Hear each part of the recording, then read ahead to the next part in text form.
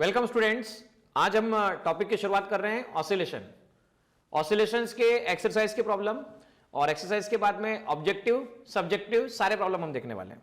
देखिए पहला क्वेश्चन क्या कहा गया है, particle perform linear SHM starting from the mean position से शुरू कर रहा है। इसका एम्पलीट्यूड ए दे रखा है, टाइम पीरियड टी दे रखा है आपको। At the instant when that speed is half the maximum speed, तब इसका डिस्प्लेसमेंट कितना होगा। आपको डिस्प्लेसमेंट तब बताना है जब इसकी स्पीड मैक्सिमम स्पीड का हाफ हो, तभी आपको डिस्प्लेसमेंट बताना है। देखो आप और हम जानते हैं जब भी कोई पार्टिकल मीन पोजीशन से मोशन स्टार्ट करता है मीन पोजीशन से, तब उसका एक्स और वाई का इक्वेशन दिया जाता है। एक्स दिया जाता है एक sign omega T, sign omega T के टर्म में उसे एक्सप्रेस किया जाता है। तो चलिए बोर्ड पे समझते हैं इसका आंसर। देखिए स्टूडेंट्स, गिवन प्रॉब्लम के हिसाब से मीन पोजीशन से जब मोशन स्टार्ट होती है तो x equal to a cosine omega t लिखा जाता है। वेलोसिटी का एक्सप्रेशन होता है omega under root a square minus x square. उसने ऐसा कहा है आपको x की वो वैल्यू बतानी है जब मैक्सिमम वेलोसिटी का हाफ स्पीड होती हो। तो मैक्सिमम स्पीड का हाफ कितना होगा, तो मैक्सिमम स्पीड का हाफ मतलब ए ओमेगा बाय 2 बराबर। तो v स्क्वायर दोनों तरफ स्क्वायर कर लिया, v स्क्वायर ओमेगा स्क्वायर ए स्क्वायर माइनस एक्स स्क्वायर। तो v की वैल्यू रख दी आपने ओमेगा बाय 2, तो ए ओमेगा का स्क्वायर हो गया, ओमेगा स्क्वायर आ गया, A square minus x square लिख दिया हम लोगों ने। अब देखिए A square omega square upon 4, तो A omega square omega square cancel हो गया यहाँ पर, तो A square by 4, A square minus x square. तो एक्स स्क्वायर कितना आ गया आपके पास, तो एक्स स्क्वायर आया आपके पास A square minus A square by 4, तो एक्स स्क्वायर हो चुका है आपके पास में 3a स्क्वायर बाय 4। तो x की वैल्यू आती है निकल कर √3/2 a। देखिए क्वेश्चन नंबर सेकंड में क्या कहा गया है, आपके पास में मास गिवन है 1 किलोग्राम का, लीनियर एसएचएम के बारे में बताया गया है ना। डिस्प्लेसमेंट इक्वेशन दे रखा है x equal to 6 sine 100t plus π/4। आपको मैक्सिमम काइनेटिक एनर्जी की वैल्यू बतानी है। अच्छा, काइनेटिक एनर्जी मतलब half mv square, half mv square mass तो कांस्टेंट होता है, तो v पर डिपेंड है काइनेटिक एनर्जी मैक्सिमम। तो अगर काइनेटिक एनर्जी मैक्सिमम चाहिए मतलब स्पीड मैक्सिमम चाहिए, तो मैक्सिमम स्पीड के लिए आपको डिस्प्लेसमेंट दे रखा है, तो डिस्प्लेसमेंट की मदद से वेलोसिटी निकालेंगे, उसमें मैक्सिमम स्पीड की कंडीशन चेक करेंगे। तो चलिए बोर्ड पर सॉल्व करते हैं।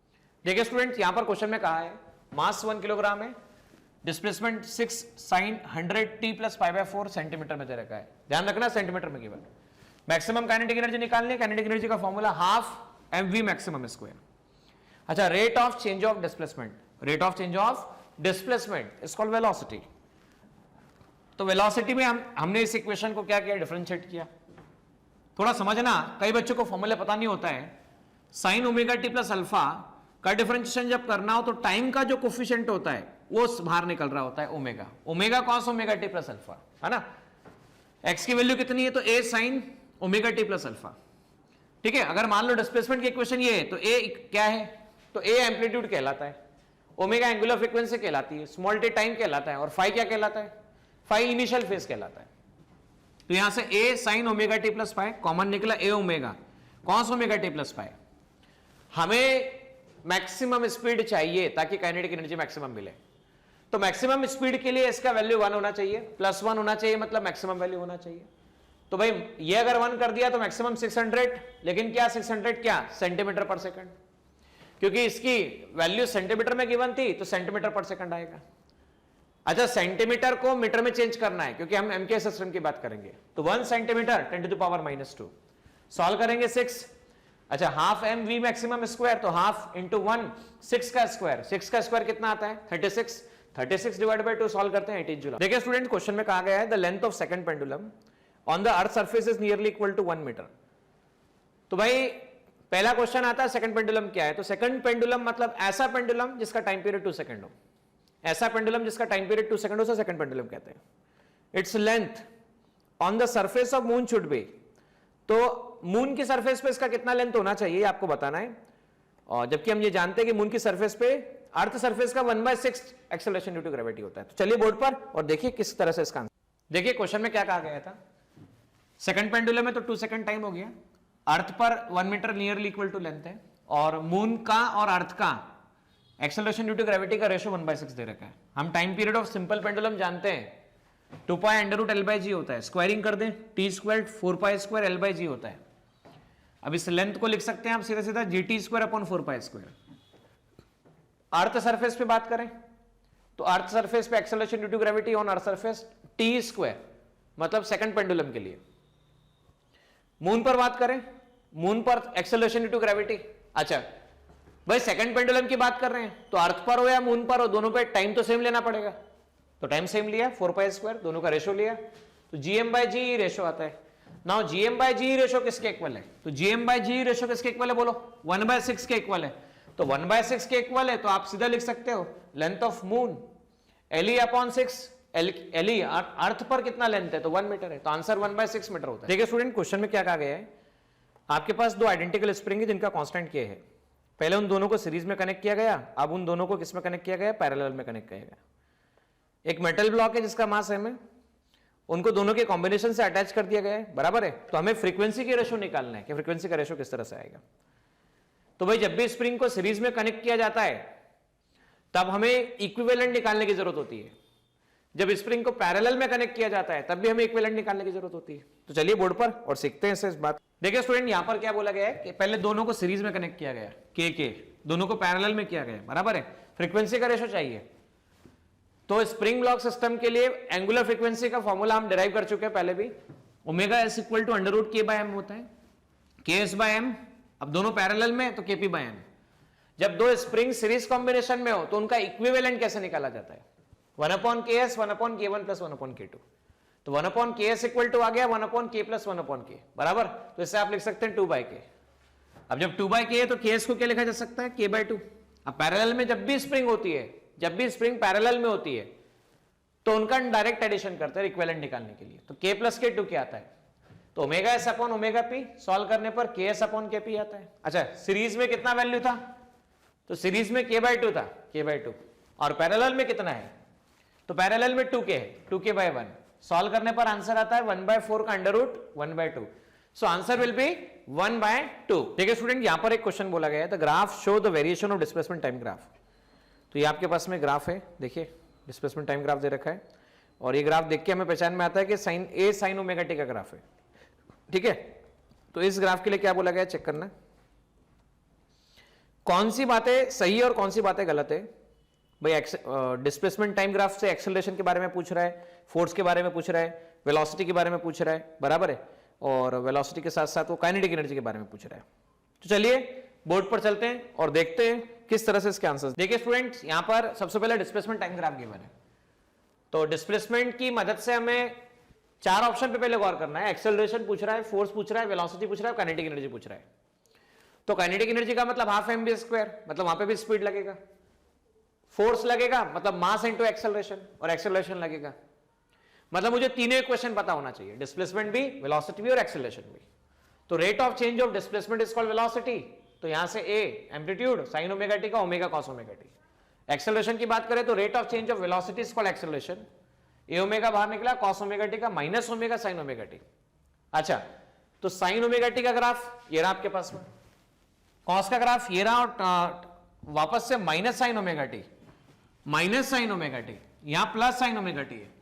तो जहां प्लस है वहां माइनस, जहां माइनस है वहां प्लस। ओके स्टूडेंट्स, आप समझिएगा, ये a ओमेगा और a ओमेगा स्क्वायर, तो यहां पे लिख दिया प्लस है माइनस है, plus a omega minus a omega, plus a omega square minus a omega square. देखो पहला point, acceleration is maximum at time t time पर एक्सेलरेशन मैक्सिमम है, ऐसा बोल रहा है वो। देखिए ये रहा t टाइम, तो यहां पर तो जीरो है भाई, जीरो है, तो ये ऑप्शन गलत है।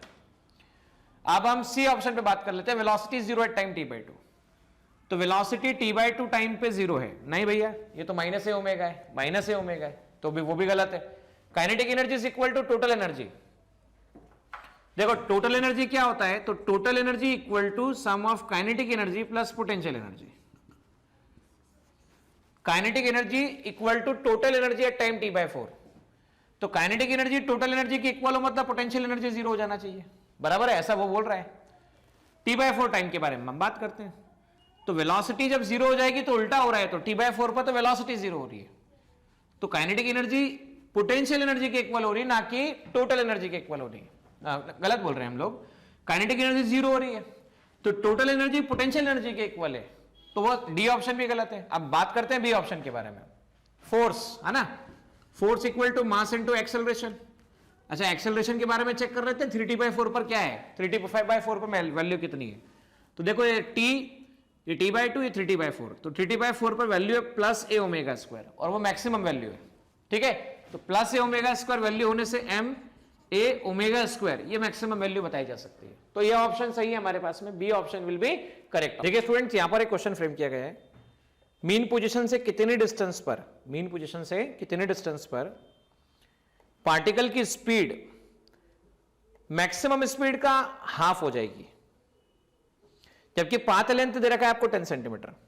तो पाथ लेंथ मतलब दो एक्सट्रीम पोजीशन के बीच का डिस्टेंस पाथ लेंथ होगा, इधर से इधर के बीच का, यहां से यहां, यहां से यहां, तो यहां से यहां a, यहां से यहां a, तो 2a। तो चलिए बोर्ड पर सीखते हैं इसको किस तरह। देखिए क्या कहा गया है, 10 सेंटीमीटर पाथ लेंथ दे रखा है, मतलब दो एक्सट्रीम पोजीशन के बीच का डिस्टेंस a 10 सेंटीमीटर है, तो 2a 10 सेंटीमीटर है, तो a 5 सेंटीमीटर आ गया आपके पास। मैक्सिमम स्पीड के हाफ स्पीड पर x की वैल्यू चाहिए, तो v का वैल्यू हम जानते हैं omega under root a square minus x square, v square equal to omega square a square minus x square, दोनों तरफ स्क्वायर कर दिया, तो a ओमेगा अपॉन 2 का स्क्वायर, ओमेगा स्क्वायर कैंसिल हो गया, स्क्वायर अपॉन 4 आया, तो x की वैल्यू √3/2a आती है। a कितना 5 सेंटीमीटर, तो 5 डिवाइड बाय 2 2.5 मल्टीप्लाई बाय √3 आपके पास में 4.33 सेंटीमीटर। देखिए स्टूडेंट, यहां पर क्वेश्चन बोला गया है डिफरेंशियल इक्वेशन में d2x upon dt square equal to -36x given है। फ्रीक्वेंसी और टाइम पीरियड बताना है आपको। देखिए डिफरेंशियल इक्वेशन का फॉर्मेट है ना, d2x अपॉन dt स्क्वायर मतलब डबल डिफरेंशिएशन ऑफ डिस्प्लेसमेंट, और rate of change of displacement velocity, और rate of change of velocity is called acceleration. तो कुल मिलाकर देखा जाए तो ये a इक्वल टू -36x है। तो चलिए बोर्ड पर समझिए ओमेगा और t कैसा निकला। देखिए यहां पर क्या कहा गया है, आपको d2x upon dt square -36x given है, फ्रीक्वेंसी टाइम पीरियड निकालना है। हम जानते हैं a equal to minus omega square x, a मतलब acceleration, double differentiation of position is also acceleration, -36x।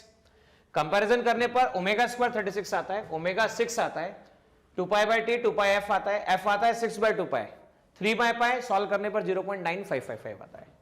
Time period निकालना है 2π/6, π/3 3.14 डिवाइड बाय 3 सॉल्व करते हैं तो आंसर आता है 1.026। देखिए स्टूडेंट, यहां पर कहा गया है a needle of sewing machine moves along the path of amplitude 4 centimetre. Frequency दे रखी है ना, और एक्सेलरेशन निकालना है आपको 1/30 सेकंड के बाद, जबकि ये मीन पोजीशन को क्रॉस करती है। आप और हम जानते हैं जब भी कोई मीन पोजीशन को क्रॉस कर रहा होता है तो उसका इक्वेशन दिया जाता है x equal to a sin omega t, और बाकी सारे की सारी बातें उसी के ऊपर डिपेंड करती है। तो चलिए बोर्ड पर और सीखिए। देखिए यहां पर क्या बोला गया है, एम्पलीट्यूड, फ्रीक्वेंसी और वो टाइम जब हमें एक्सेलरेशन निकालना है।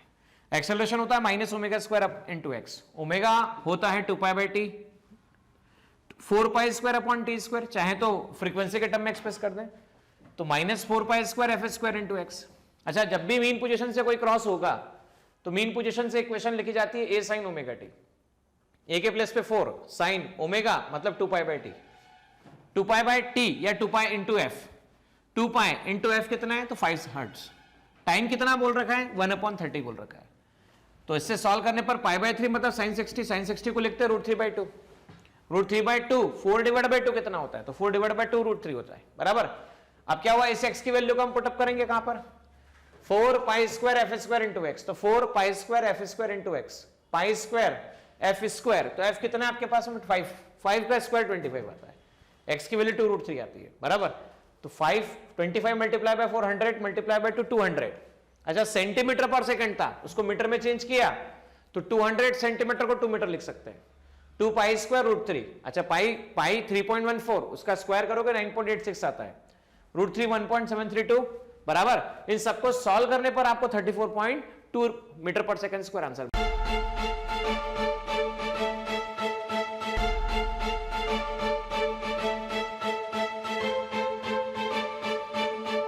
पुरोहित अकॅडमी, मेन ब्रांच प्रभात चौक, MJ कॉलेज रोड, लोकमान्य हॉस्पिटलच्या बाजूला, जळगाव, आणि पांडे क्लासेस जवळ, बंधन बँके शेजारी, ट्रॅफिक गार्डनच्या समोर, जळगाव।